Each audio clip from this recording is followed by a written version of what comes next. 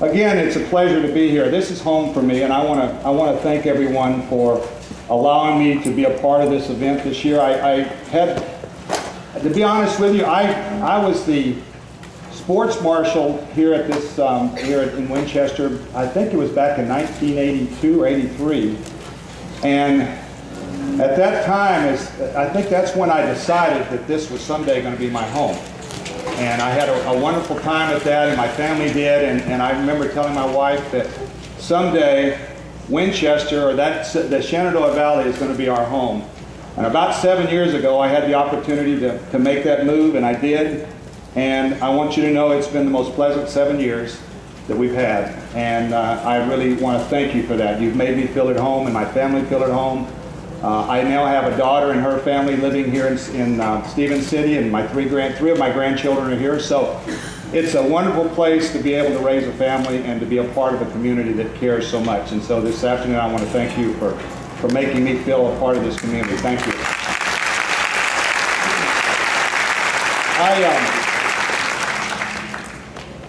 I have the opportunity a lot to speak, and I actually, in the last couple of years, because of my demands of Five Guys, I haven't really had as much as I used to. I've been able to go out and speak as much as I used to, but I do get to still travel around the country, and I get to see a lot of the country and visit a lot of schools. I like to speak to young people. I love encouraging young people to go out and be the best they can be, and to try to motivate them to strive to be more than what they think they could be. And a few years ago, I had an opportunity to be in Dallas during the season, and it just happened to be when the Dallas Cowboys were playing the Washington Redskins that Sunday. And the problem was I was in meetings and I couldn't get to the game, so I decided that what I was going to do is I was going to come back to the hotel that I was staying in, and I was going to watch the game on the big screen that they had set up in the lobby of the hotel. And, you know, I figured that, you know, I had always played there, and I'd play in the stadium, which was just recently torn down most of my career, and I had never really seen or experienced what it was like to see how the Dallas Cowboy fans really reacted, and what they really thought about the Redskins-Dallas rivalry that we had. So I did that. I went to my meeting, and I got back to the hotel. It was kind of, I guess it was the beginning of the second quarter when I got back there, and it was a very good game, as usual, between the Redskins and the Cowboys, and everything was going fine. And what I did is I kind of slipped in the back of this room and just kind of pulled up a chair in the back and sat down and began watching the game. And it was a good game, and I didn't think anything about it until a few minutes later when a young man came in the room.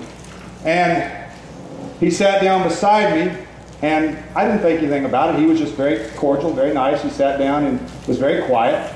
But then all of a sudden, out of the corner of my eye, I noticed that he had this little dog.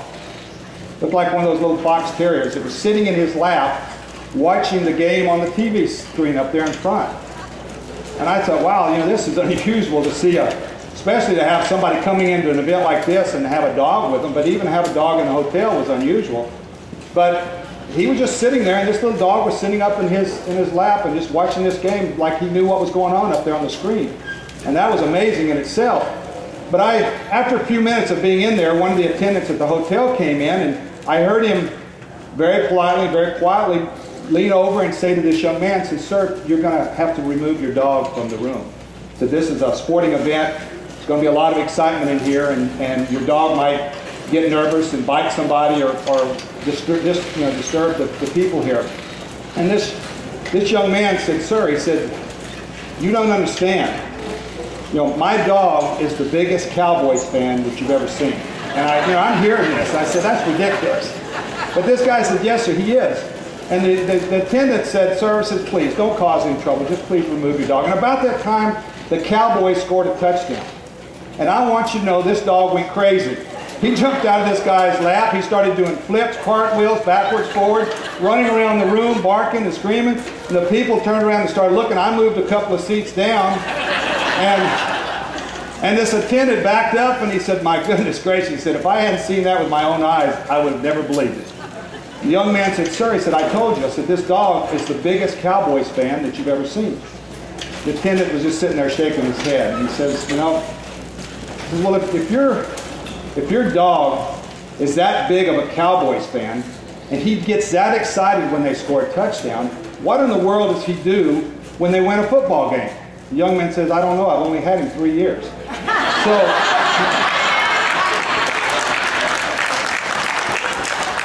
we must have some Dallas Cowboy fans in here. You don't have to leave because of that, sir. You don't have to, it's okay. I won't hold it against you, I promise.